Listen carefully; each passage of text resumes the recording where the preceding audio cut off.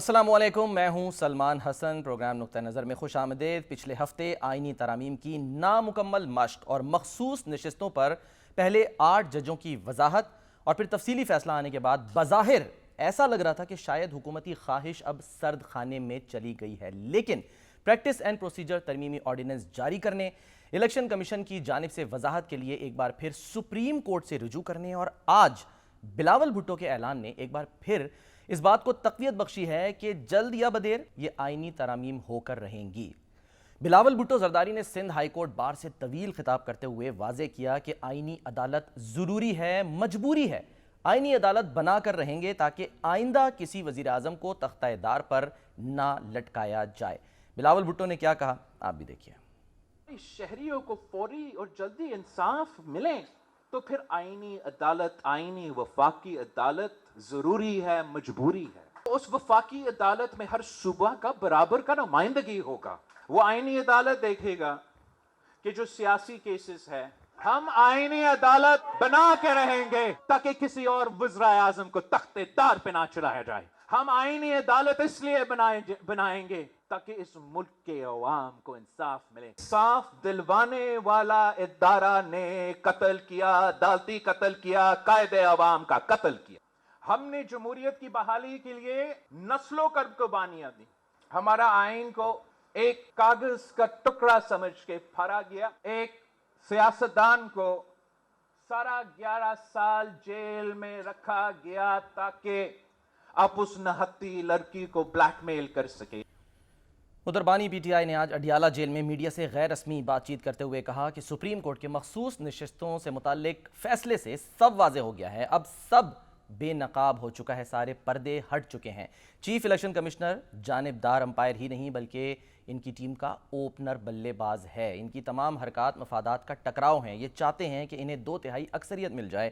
ہر حربے کے ذریعے ہماری نشستوں کو کم کیا جا رہا ہے، ہماری کوئی بھی پٹیشن نہیں سنی جا رہی۔ پریکٹس اینڈ پروسیجر ایکٹ کو تبدیل کر دیا گیا، اس قانون سازی سے جمہوری طریقے سے کیس لگنے کی خلاف ورزی کی گئی۔ پریکٹس اینڈ پروسیجر کمیٹی کے حوالے سے منصور علی شاہ نے بالکل ٹھیک موقف اختیار کیا، یہ کہنا تھا بانی پی ٹی آئی کا۔ آپ کو یاد رہے کہ گزشتہ روز جسٹس منصور علی شاہ نے نئی ججز کمیٹی کا حصہ بننے سے معذرت کر لی تھی اور وہ پریکٹس اینڈ پروسیجر اجلاس میں شریک ہوئے تھے۔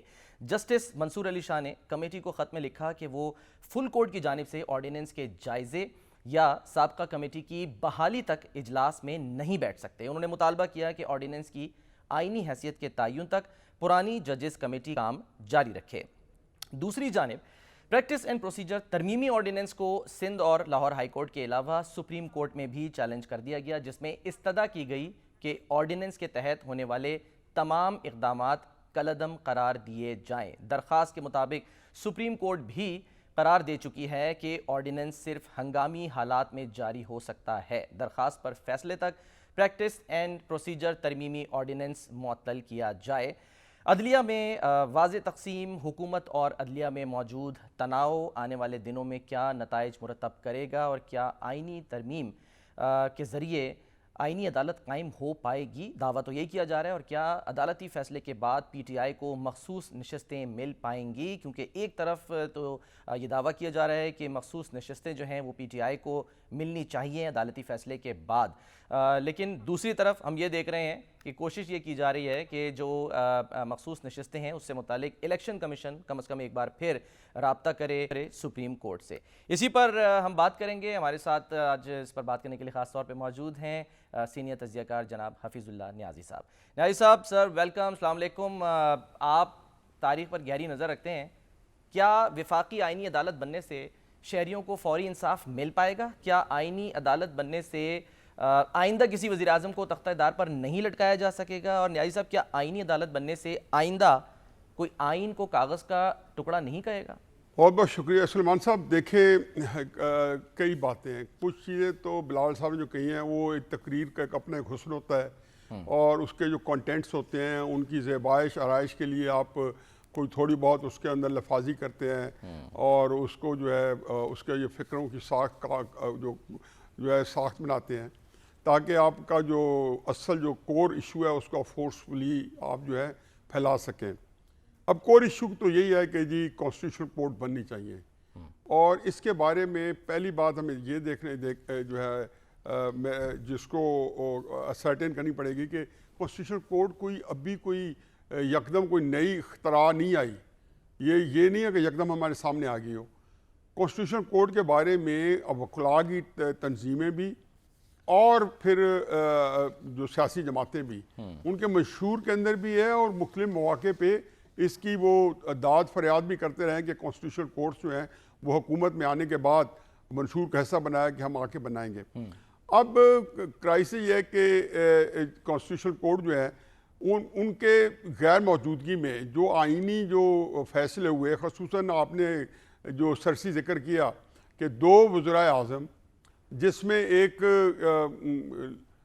تھے یسرا رضا گیلانی صاحب اور دوسرے نواز شریف صاحب، تو آپ اندازہ لگائیں کہ ایک الیکٹڈ وزیر اعظم کو ایک 2 یا 3 یا 4 یا 5 ججز بیٹھ کے وہ کیسے ڈیسائیڈ کر سکتے ہیں؟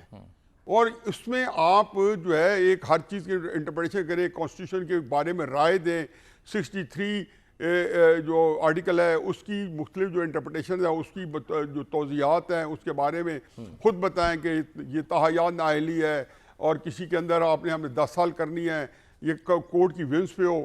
پھر اس کے بعد آپ نے دیکھا کہ جب جسٹس بندیال نے پنجاب میں حمزہ شہباز شریف صاحب کی گورنمنٹ تھی تو اس میں ایک نئی پکھ لگائی اور جس میں کہا کہ آئین کہتا ہے جی کہ جو بندہ ووٹ دے گا اپنی پارٹی کی ڈیسیژن کے خلاف تو وہ اپنی سیٹ کھو بیٹھے گا، وہ نااہل ہو جائے گا. صحیح.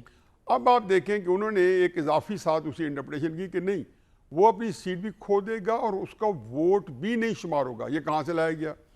اسی طریقے سے منصور علی شاہ صاحب نے ابھی حال ہی میں فیصلہ کیا ہے، اور منصور علی شاہ صاحب بڑے ایک جید ہمارے جج ہیں اور ان کا ایک پورا بیک گراؤنڈ ہے، بہت ہی آنریبل کیریئر ہے، ایسے ہی ہے جیسے قاضی فائزہ صاحب کا بڑا آنریبل کیریئر ہے.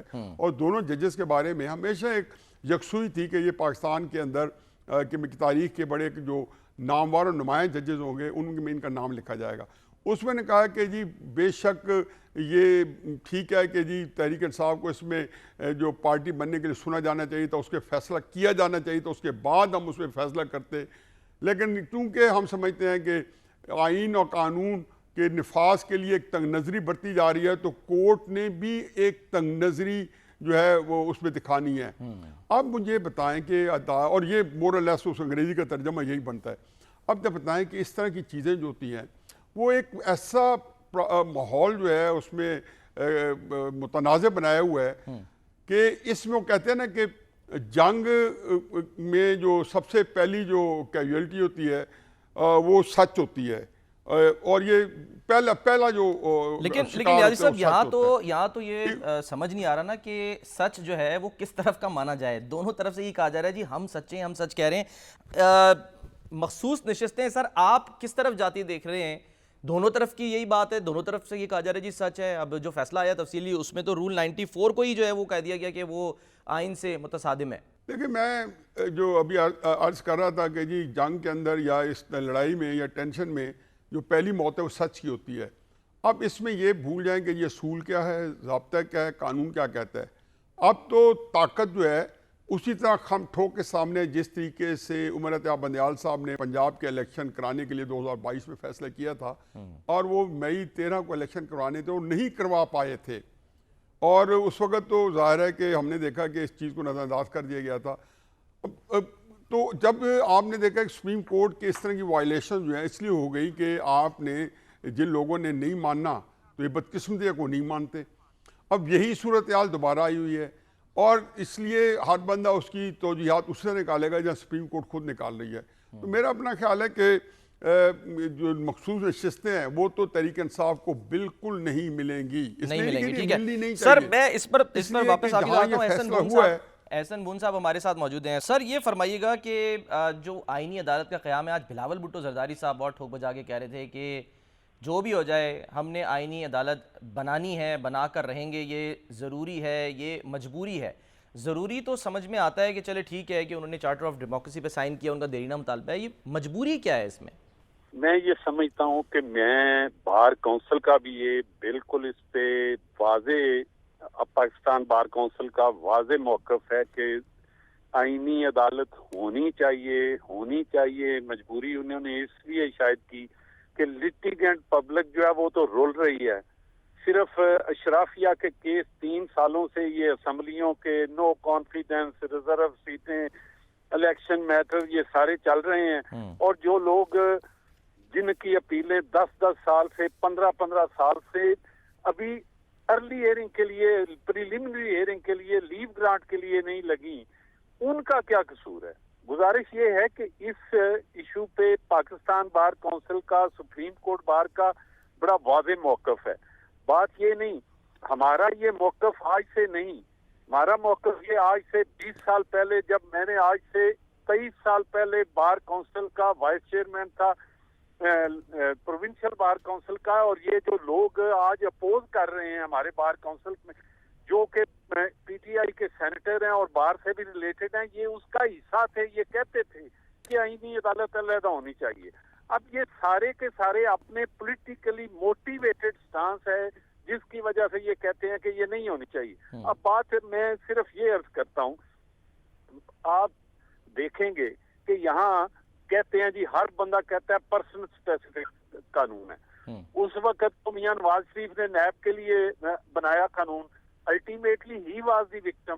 اسی طرح میاں جو قانون بنایا عمران خان صاحب نے، وہی ہی واز دی وکٹم. اب آپ نے سپریم کورٹ کا پریکٹس اینڈ پروسیجر ایکٹ، جس کی اس پی ٹی آئی کے ان دوستوں نے، جن میں یہ سینیٹر موجود ہیں، احمد خان وغیرہ، سارے انہوں نے supreme court practice and procedure act کے حوالے سے باتیں کی. اب آج کہ یہ پریکٹس اینڈ پروسیجر ایکٹ میں جو ترمیم ہے یہ نہیں ہونی چاہیے. اور کل قاضی صاحب، ہم نے بھی تفصیلات کا اظہار کیا ہے کہ یہ ترمیم نہیں ہونی چاہیے. ہمارا پہلے دن سے یہ موقف تھا کہ یہ پریکٹس اینڈ پروسیجر ایکٹ ہونا چاہیے. کسی ایک فرد واحد کو اختیار دے دینا یہ بالکل آئین اور جو ہمارا قانون ہے اس کے منافی بات ہے. آج وہی لوگ، انہوں نے چیلنج بھی کیا ہوا ہے اس پریکٹس اینڈ پروسیجر ایکٹ کو، آج وہ یہ بھی کہہ رہے ہیں کہ یہ نہیں ہونا چاہیے. بالکل سر، میں واپس آتا ہوں. مجھے صرف آپ فرمائیے. میں صرف یہ کہنا چاہتا ہوں کہ قانون کو آپ امپلیمنٹ ہونے دیں.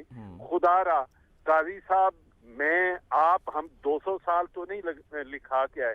ابھی انہوں نے متنازعہ بنایا ہے کہ جی ایج نہیں بڑھنی چاہیے. میں یہ کہتا ہوں کہ ایج یہ 68 کہتے ہیں، میں کہتا ہوں 70 سال ہونی چاہیے. اچھا، اس لیے کہ کل کو آپ آئینی ماہر جو قابل آدمی ہیں، جن کا ایکسپیرینس ہے، وہ ملیں گے نہیں. پہلے ہائی کورٹوں کا حال یہ دیکھ نہیں رہے، سپریم کورٹ کا حال دیکھ نہیں رہے. یہ سارے کے سارے وہی لوگ ہیں.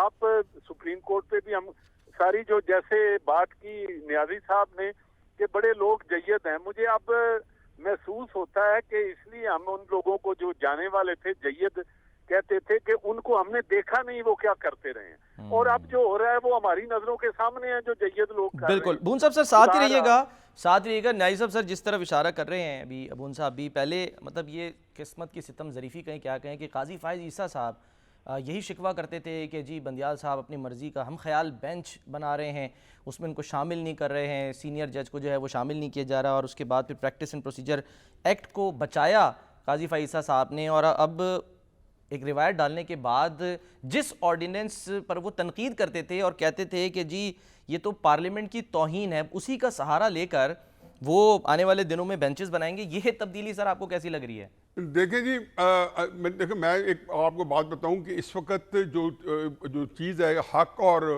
باطل کی تلاش جو ہے، اب ہم اس میں میرا نہیں خیال کہ یکسوئی کے ساتھ اس میں کوئی فرق کر سکتے ہیں، کیونکہ یہ اتنی گنجلک قسم کی اور اتنی ایک پیچیدہ قسم کی ایک لڑائی ہے جس کے اندر پولرائزیشن اور پرسیپشن مینجمنٹ جو ہے وہ اس وقت حکمرانی کر رہے ہیں. اور وہ پرسیپشن مینجمنٹ یہ ہے کہ آپ کوئی نیریٹو ہے، اگر اس کو ایک پاپولر سپورٹ مل رہی ہے، سوشل میڈیا اس کو ہینڈل کر رہے ہیں، تو ہمارے سوسائٹی کا ایک بہت بڑا حصہ اور بڑے جو جیسے بھون صاحب کہہ رہے ہیں کہ بڑے جید لوگ جو ہیں، میرا اپنا خیال ہے کہ اس کے وکٹم بنے ہوئے ہیں.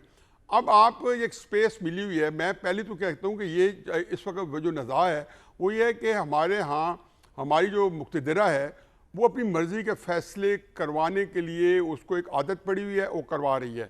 اب کون سا وہ حکمت یا تدبر یا تدبیر کی جائے کہ آپ آئین اور قانون کو بھی سامنے رکھیں اور ایک ایسی سپیس کریٹ کرے عقل کے ساتھ کہ آپ اس کو لے کے آگے بڑھتے رہیں.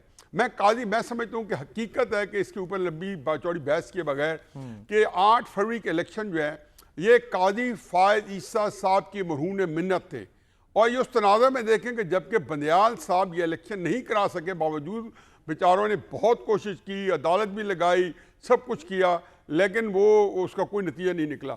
تو اس میں جب آپ جو آ رہے ہیں اور آپ نے قاضی صاحب کو بھول جائیں کہ تحریک انصاف کو یہ نہیں کرنا چاہیے تھا کہ جب قاضی صاحب بالکل ایک کھڈے لائن لگے ہوئے تھے, ان کو عدالت کے کیس نہیں دیے جا رہے تھے, تو یہ سوشل میڈیا کے ذریعے 5-6 سال بغیر کسی وجہ سے ان کو, ان کی فیملی کو جس طریقے سے مشقِ ستم بنایا گیا, جس طریقے سے ان کے اوپر کیچڑ اچھالا گیا, اور وہ عدالت نے فیصلہ کیا گلزار صاحب کی کہ قاضی فائز عیسیٰ حکومت وقت کا جو عمران خان صاحب کی تھی اس کی کوئی کیس نہیں سن سکتے. صحیح. اب اس جو ٹکراؤ کے اور سٹائل کی کیفیت میں مجھے لگتا ہے کہ دانش مندی کے علاوہ اور کچھ نہیں ہوگا, بجائے آپ اس کے کہ محدب اچھا لگا کے اور یہ باریک بھی نہیں لگائیں کہ یہ آئین کے خلاف جا رہا ہے, یہ آئین قانون کے خلاف جا رہا ہے. جب پورا آپ کا آئین خدا نہ خواستہ لپیٹا جائے, کیونکہ مقتدرہ کو آپ نے, میں کوئی نظریہ ضرورت کی بات نہیں کر رہا ہوں, لیکن اس کو ایک دانشمندی کے ساتھ یہ ہمیشہ ہوتا رہا ہے, اور پاکستان بننے سے آئین اور جمہوریت آنے سے پہلے بھی لوگ اس طرح کرتے تھے, اکوموڈیٹ کرتے تھے, اور تدبیر اور تدبر چاہیے, فہم و فراست چاہیے, ایسی حکمت عملی چاہیے. اس وقت قاضی فائز صاحب پہ یا کسی پہ بلیم گیم کی بجائے مسعود شاہ صاحب پہ دیکھیں گے کون سا راستہ نکل سکتا ہے کہ تاکہ کچھ چیزیں جو ہیں وہ پوری ہو جائیں. ٹھیک ہے سر, میں ذرا بون صاحب کی موجودگی کا فائدہ اٹھاتے ہوئے صرف ذرا ایک دو کوئی ٹیکنیکل باتیں بھی پوچھنا چاہ رہا ہوں. بون صاحب, سر یہ جو ظاہر اختیار کی بات ہو رہی ہے کہ کس کا اختیار زیادہ ہے, ٹھیک ہے کہ پارلیمنٹ جو ہے اس کا کام ہے قانون سازی کرنا, اور اس کی ڈیبیٹ جو ہے وہ ایک طرف ہے کہ واقعی اس کی جو قانون سازی اس کو چیلنج کوئی نہیں کر سکتا, لیکن ظاہر ہے تشریح کا کام جو ہے وہ تو سپریم کورٹ کا ہی ہے, یہ بھی بالکل کلیئرٹی ہے. لیکن سر آئین کا ایک آرٹیکل ہے 187 جو ان دنوں بڑا جو ہے وہ خبروں میں ہے. یہ کہا جا رہا ہے کہ جی جو منصور علی شاہ صاحب میں جو فیصلہ آیا آرٹیکل 187 کا سہارا لے کر مکمل انصاف دینے کی اس میں بات کی گئی, آپ کی اس پر کیا رائے ہے؟ میری سب سے پہلے تو میں ایک چیز انڈورس کروں گا جناب نیازی صاحب کی, حفیظ اللہ خان صاحب کی, کہ انہوں نے یہ بات جو کی ہے اس میں 200% سچ یہی ہے کہ اگر قاضی فائز عیسیٰ نہ ہوتے تو ہو سکتا ہے یہ الیکشن ہوتے ہی نہیں. اب دوسری آرٹیکل 187 کی آپ نے بات کی, آرٹیکل 187 کا سہارا لے کر اگر آپ موجودہ نظام عدل کو دیکھیں تو فرض کریں میرا اور آپ کی ایک لیٹیگیشن ہے, سیول کورٹ سے, ہائی کورٹ سے, سیشن کورٹ سے ہوتے ہوئے سپریم کورٹ آتے ہیں, اور نیازی صاحب اس میں پارٹی نہیں ہے, حفیظ اللہ خان, تو سپریم کورٹ آ کے یہ کہہ دیتی ہے کہ اب یہ جو ساری پراپرٹی ہے یہ حفیظ اللہ خان صاحب کو دے دیں جو کبھی پارٹی نہیں تھے, جو کبھی. اسی طرح کام ہوا ہے کہ آرٹیکل 184(3) کے تناظر میں تو ڈائریکٹ جو ان کی کانسٹیٹیوشنل جورسڈکشن ہے جس میں یہ public importance and enforcement of fundamental right کو استعمال کر سکتے ہیں, وہ ہو سکتا ہے. 185 میں ایک اپیل آئی, پٹیشن آئی, ایک پارٹی نے کی, سنی اتحاد کونسل نے الیکشن کمیشن کے پاس, وہ اپیل میں گئے پشاور ہائی کورٹ کے 5 جج صاحبان کے پاس, اس کے بعد یہ کانسٹیٹیوشنل انٹرپریٹیشن میں 185(3) میں وہ گئے سپریم کورٹ کے پاس. اب سپریم کورٹ میں پی ٹی آئی تو پارٹی ہی نہیں ہے, تو جب آپ ایپلیٹ جورسڈکشن میں استعمال کرتے ہیں, میں بحیثیت قانون کے طالب علم پہ ہو سکتا ہے میں جج صاحبان جو جنہوں نے فیصلہ دیا ہے اتنا قابل نہ ہو سکوں, لیکن مجھے کم از کم ABC کا پتہ ہے کہ ان پارٹیز کے درمیان 187 کو آپ کر کے باقی ساری لیٹیگیشن کو اور باقی پارٹیز کو چھوڑ کے یہ کریں تو یہ آئین اجازت نہیں دیتا, قانون بھی اجازت نہیں دیتا. اب باقی رہی بات, یہ میرا پہلے دن یہی ویو تھا جب شارٹ آرڈر آیا تھا. باقی بات رہی کہ یہ آئین اور قانون کی بات کرتے کرتے سارے عدالتی نظام کو ہم جھنجھوڑ رہے ہیں, ساری صرف اور صرف اپنے, میں یہ سمجھتا ہوں کہ موجودہ حالات میں I have all regards for Justice منصور علی شاہ صاحب, ان کو سینئر موسٹ ہیں, 175(a)(3) کے مطابق سینئر موسٹ ان کو سپریم کورٹ کا چیف جسٹس ہونا چاہیے. اور اسی طرح اگر گورنمنٹ بنانا چاہتی ہے آئینی ترمیم کے ذریعے آئینی عدالت، تو میں سمجھتا ہوں کہ 68 کیا 70 ہونی چاہیے، کوئی اس سے فرق نہیں پڑے گا۔ کل کو سارے میں نے آپ نے سب نے چلے جانا ہے، اداروں نے رہنا ہے، لٹیگنٹ پبلک کا بھی سوچیں۔ ٹھیک ہے بون صاحب سر یہ بھی فرما دیجیے گا، ایک بات، میں قاضی فائز عیسیٰ کو ایک کریڈٹ ضرور دوں گا، یہاں سارے سوشل میڈیا سے، موب مینٹیلٹی سے جلسہ ہو جائے تو ڈرتے ہیں، کم از کم وہ ایک بندہ کھڑا ہے اور جو آئین اور قانون کی سیدھی نظر میں اپنا فیصلہ کرتا ہے، کسی سے ڈرتا ہے۔ چلیں ٹھیک ہے، آپ کہہ رہے ہیں تو بالکل درست کہہ رہے ہوں گے۔ بون صاحب سر پریکٹس اینڈ پروسیجر جو ترمیمی آرڈیننس ہے اب، کیونکہ ظاہر ہے اس کے خلاف ہم دیکھ رہے ہیں کہ Sindh high court, Lahore high court میں رجوع کر لیا گیا، سپریم کورٹ سے رجوع کر لیا گیا، اس کا مستقبل آپ کیا دیکھ رہے ہیں؟ میں یہ سمجھتا ہوں کہ ہماری بھی اس پہ بالکل، ہم نے پاکستان بار کونسل نے تحفظات کا اظہار کیا ہے کہ یہ ترمیم، یہ اپنا گزٹ نہیں ہونا چاہیے تھا، یہ آرڈیننس نہیں ہونا چاہیے تھا۔ یہ جن لوگوں نے اس پریکٹس اینڈ پروسیجر ایکٹ کو متنازعہ بنایا، انہوں نے جسٹیفیکیشن دی ہے گورنمنٹ کو، باقاعدہ طور پہ ایک جواز فراہم کیا ہے کہ وہ اس کو کرے۔ اور اگلی بات، آپ نے مستقبل کی بات کی، جب تک یہ آرڈیننس 3 مہینے موجود ہے، یہ آرڈیننس جو ہے بطور ویلڈ لا ہے، جب تک اس کو اسمبلی جو ہے وہ فارغ نہیں کرتی۔ اگر ایکٹ بنا دیتی ہے تو وہ ایک قانون ہے، وہ صحیح ہے غلط ہے، وہ آج کے دن میں وہ قانون ہے۔ باقی رہی بات کہ ہائی کورٹ جو ہے سندھ، ان کی میں آبزرویشن سن رہا تھا کہ اگر سپریم کورٹ کی عدالت نے اور اس روشنی میں ایک نوٹیفیکیشن جاری کر دیا ہے تو ہم کیسے اس میں مداخلت کر رہے ہیں، یہ بات آئی۔ اس کے بعد یہ سپریم کورٹ میں سلمان راجہ صاحب نے جب یہ فائل کر دی ہے پٹیشن، تو اس کے بعد میں سمجھتا ہوں کہ ہم نے ہمیشہ یہ دیکھا ہے کہ جب سپریم کورٹ میں ایک میٹر چلا جاتا ہے تو نیچے کی عدالتیں اپنا ہاتھ روک لیتی ہیں، اس کے بعد وہ اس میں کبھی کوئی آرڈر نہیں پاس کرتی۔ اور میں سمجھتا ہوں کہ پروپرائٹی بھی یہی ڈیمانڈ کرتی ہے، جب سپریم کورٹ میں ایک میٹر ٹیک اپ ہو گیا ہے تو اس میں نیچے کی تمام ہائی کورٹس کو they should lay off their hands and let it the matter be decided by the Supreme Court۔ ٹھیک ہے نیازی صاحب سر الیکشن کمیشن جو ہے وہ اب یہ بھی کہہ رہا ہے کہ جی ہم ایک جو مخصوص نشستوں کا معاملہ ہے اس میں متفرق درخواست سپریم کورٹ میں لے جا سکتے ہیں، مزید وضاحت کے لیے ایک بار پھر جو ہے وہ رجوع کرنے کی بات ہو رہی ہے۔ 6 اجلاس ہو چکے ہیں نیازی صاحب، آج بھی جو اجلاس ہوا بے نتیجہ ختم ہو گیا۔ ہم دیکھ رہے ہیں کہ نون لیگ ہو، پیپلز پارٹی ہو، یہ بھی جو ہے وہ درخواستیں اس سلسلے میں دائر کر چکی ہیں۔ سر ریویو پٹیشن اگر ہوتی ہے تو اس میں آپ کو کیا امیدیں ہیں، کوئی ریلیف مل سکتا ہے حکومت کو یا نہیں؟ دیکھیں جی، پہلے تو میں 2 جو پوائنٹس ہیں میں اس کو پہلے اسٹیبلش کرتا جاؤں۔ بالکل ٹھیک کہ قاضی فائز عیسیٰ صاحب جو ہے پریکٹس اینڈ پروسیجر بل کے تحت جو ہے ان کی حیثیت جو تھی، بالکل جیسے بھوم صاحب نے اشارتاً بتایا ہے کہ ان لوگوں نے یہ ماحول پیدا کیا، یعنی کہ قاضی فائز عیسیٰ صاحب جو ایک نام کے تو سپریم کورٹ کے ہیڈ تھے، لیکن سپریم کورٹ عملاً شفٹ ہو چکی تھی کہ نہ تو وہ بینچ میں بنانے میں جو ان کو پوری کمانڈ حاصل تھی کہ میجورٹی نے کرنا تھا، اور اس میں شاید مسرور علی شاہ صاحب اور منیب اختر شاید ایک پیج پہ ہو یا ان کی ایک رائے ہو اور قاضی صاحب کی فرق ہو۔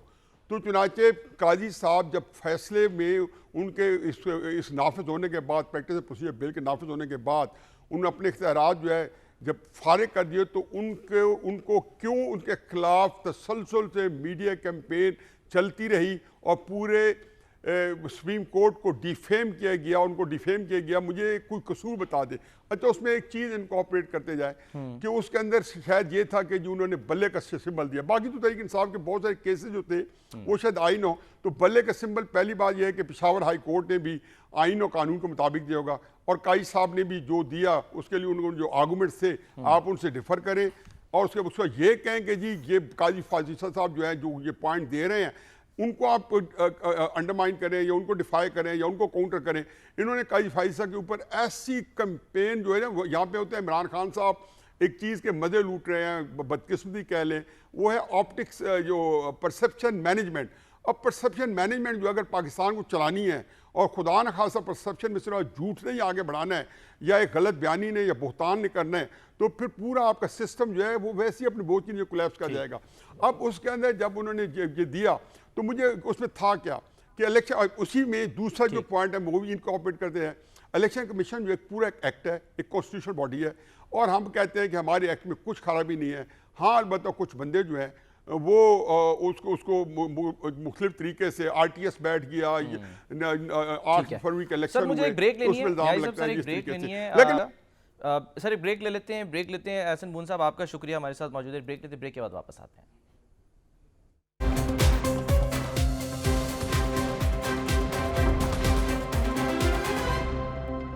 ویلکم بیک جی. بریک سے پہلے حفیظ اللہ نیازی صاحب جو ہیں وہ یہ کہہ رہے تھے، نیازی صاحب آپ سر فرما رہے تھے کہ یہ کریڈٹ جاتا ہے قاضی فائزہ صاحب کو کہ جی الیکشن ان کی وجہ سے ہوئے، ان کے مرہون منت ہیں، لیکن جو بانی پی ٹی آئی ہیں وہ مسلسل اور آج بھی جب انہوں نے گفتگو کی ہے تو وہ بار بار ڈسکریڈٹ کرتے ہیں، تنقید کرتے ہیں وہ قاضی فائز عیسیٰ صاحب پہ، اور وہ ان کا یہ ماننا ہے کہ یہ سب کچھ انہی کے لیے ہو رہا ہے. اگر سر نیازی صاحب اجازت دیں، ہمارے جو کورسپونڈنٹ ہیں احمد بھٹی صاحب، وہ کیونکہ ظاہر ہے آج بھی وہاں اڈیالہ جیل میں تھے، ملاقاتیں کرتے ہیں، ذرا کوئکلی ان سے ذرا خبر لے لیں کہ آج ہوا کیا اڈیالہ جیل میں. احمد بھٹی صاحب ویلکم. جو 190 ملین پاؤنڈ ہے اس میں تو وکیل صفائی جو ہے ان کو سنا ہے ڈینگی ہو گیا. یہ بتائیں کہ علی امین گنڈا پور صاحب انہوں نے آج ملاقات کی، جلسے کی تیاریاں جو 28 ستمبر کو ہونے جا رہا ہے راولپنڈی میں، اس سلسلے میں کیا بات چیت ہوئی اور ابھی کیا اپڈیٹس ہیں کیا جلسے سے متعلق؟ جی بالکل، آج علی امین گنڈا پور صاحب نے بانی پی ٹی آئی سے ملاقات کی. یہ ملاقات 1.5 گھنٹے تک جاری رہی اور اس ملاقات میں 1 to 1 ملاقات تھی یہ، اور اس میں لاہور کے جلسے کو بھی ڈسکس کیا گیا اور اب راولپنڈی میں جو ہونے والا جلسہ ہے اس کو تیاریوں کے حوالے سے بھی ڈسکس کیا گیا ہے. آج صبح پی ٹی آئی کی جانب سے ضلعی صدر چودھری امیر افضل ہیں، انہوں نے ڈپٹی کمشنر راولپنڈی کو ایک درخواست دی جس میں انہوں نے راولپنڈی میں 28 ستمبر کو جلسے کی اجازت کے لیے درخواست دی اور کہا کہ این او سی دیا جائے. اور اس میں انہوں نے 2 مقامات بھاٹا چوک اور لیاقت باغ انہوں نے اس میں مینشن کیے کہ یہاں پر ہمیں جلسے کی اجازت دی جائے. اور اس میں انہوں نے متعدد قانون کے حوالے دیے اور ایک انہوں نے محترمہ بینظیر بھٹو کے کیس کا بھی حوالہ کیا جس میں ایک پٹیشن تھی جس پر ان کو اجازت ملی اس طرح کی جلسہ کرنے کی. پی ٹی آئی کی پریفرنس کیا ہے کہ کہاں پر ان کو جگہ ملے؟ یعنی یہ جو بھاٹا چوک آپ کہہ رہے ہیں یا لیاقت باغ، پی ٹی آئی کیا چاہ رہی ہے؟ پی ٹی آئی کا یہ کہنا ہے کہ لیاقت باغ کے اندر ان کو جلسے کی جگہ ملے کیونکہ یہ اندرون شہر کا مرکز کا علاقہ ہے اور سیاسی سرگرمیوں کا یہ مرکز مانا جاتا ہے. تمام سیاسی پارٹیاں یہاں پر جلسہ کرتی ہیں اور حالیہ کچھ عرصہ پہلے جماعت اسلامی نے بھی یہیں دھرنا دیا ہوا تھا. ٹھیک ہے، لیکن آپ کی خبر کیا ہے کہ ان کو کہاں کی اجازت مل سکتی ہے، کس جگہ کی؟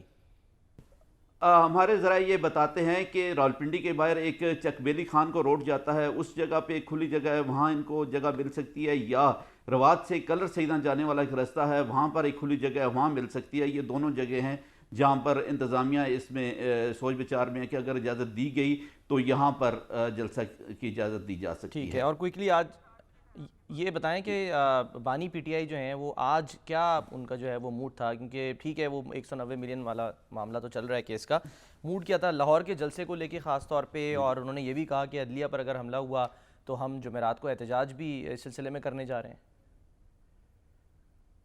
جی انہوں نے جمعرات اور پھر کہا کہ جمعے کو ہم ملک بھر میں احتجاج کریں گے، اور اگر ساتھ ہی انہوں نے یہ بھی کہا کہ اگر راولپنڈی میں جلسہ نہ کر دیا گیا تو پھر یہاں پر بھی ہم احتجاج کریں گے. انہوں نے جلسوں کے حوالے سے کہا کہ ہمارا یہ آئینی حق ہے، قانون ہمیں حق دیتا ہے کہ ہم جلسے کریں، اور لیکن ہمیں کسی کا جلسہ نہیں کرنے دیا جا رہا. 1.5 سال بعد ہمیں لاہور میں جلسہ کرنے کی اجازت دی گئی لیکن ہمیں شہر سے انتہائی دور جگہ دی گئی اور رستے بند کر دیے گئے، پھر بھی لوگ پیدل چل کر وہاں پہنچے اور لاہور کی تنظیم نے. ٹھیک ہے بھٹی صاحب ساتھ رہیے. نیازی صاحب سر آپ نے سن لیا، کوششیں جو ہیں وہ جاری ہیں جلسے کی، لیکن سر جو آخری جلسہ تھا لاہور کا اس میں بھی یہ کہا گیا تھا بانی پی ٹی آئی کی جانب سے کہ یہ ڈو اور ڈائی جلسہ ہوگا، تو یہ کیوں اس طرح کے جو ہے وہ بیانات دے کے مشکل میں ڈال دیتے ہیں بانی پی ٹی آئی؟ ظاہر ہے اپنے کارکنان کو بھی، اور وہ یہ سمجھتے ہیں کہ جی ہمارا اگر ہم نہیں پہنچے، جلسہ کامیاب نہیں ہوا تو وی ول ڈائی اوبویسلی، مطلب یعنی کہ جو ان کی تحریک ہے.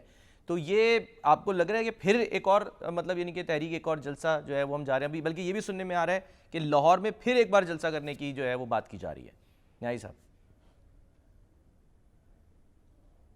دیکھیں، پہلی بات تو یہ ہے کہ پچھلے 2.25 سال کی اگر عمران خان صاحب کی جلسے جلوسوں کی ریلیز کی سیاست کا آپ احاطہ کریں تو ان کو خاطر خواہ نتائج نہیں ملے. اور ان کو بہت زیادہ ناکامیوں کا سامنا کرنا پڑا ہے. 25 مئی کا جو لانگ مارچ تھا جس میں 30 لاکھ بندے لانے تھے اسلام آباد میں، جب وہ 2022 میں جب وہ اسلام آباد پہنچا تو وہاں 3000 4000 بندہ نہیں تھا. پھر 26 نومبر کا جو لانگ مارچ تھا جس میں انہوں نے جنرل عاصم منیر صاحب کی اپائنٹمنٹ کو رکوانا تھا اور راول پنڈی کا ایک لانگ مارچ کرنا تھا، جس کے لیے ایسے حالات پیدا ہو گئے تھے کہ ملک میں خانہ جنگی کا بھی خطرہ ہو گیا تھا کہ خان صاحب کو جو پہ گولیاں چل گئی تھیں یا ارشد شریف کا قتل ہو گیا تھا، تو اس کے بھی خاطر خواہ نتائج نہیں مل سکے. پھر انہوں نے کتنی ہڑتالیں کی، اس کے بعد 8 فروری کے بعد کتنی ہڑتالوں کی کال کی.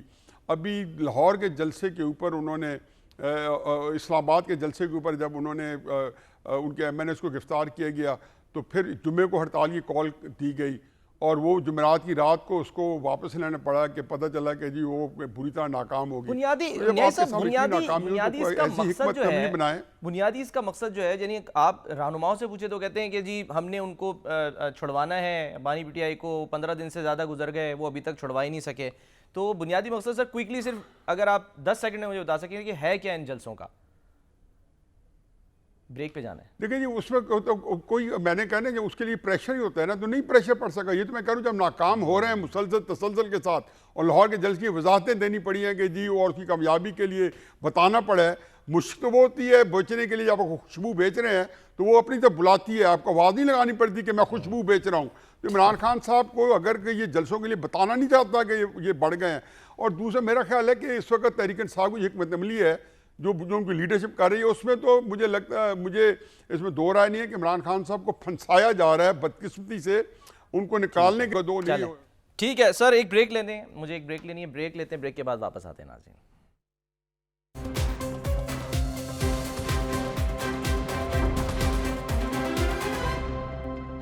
پروگرام کا وقت ختم ہوتا ہے ناظرین، اپنا خیال رکھیے، اللہ حافظ.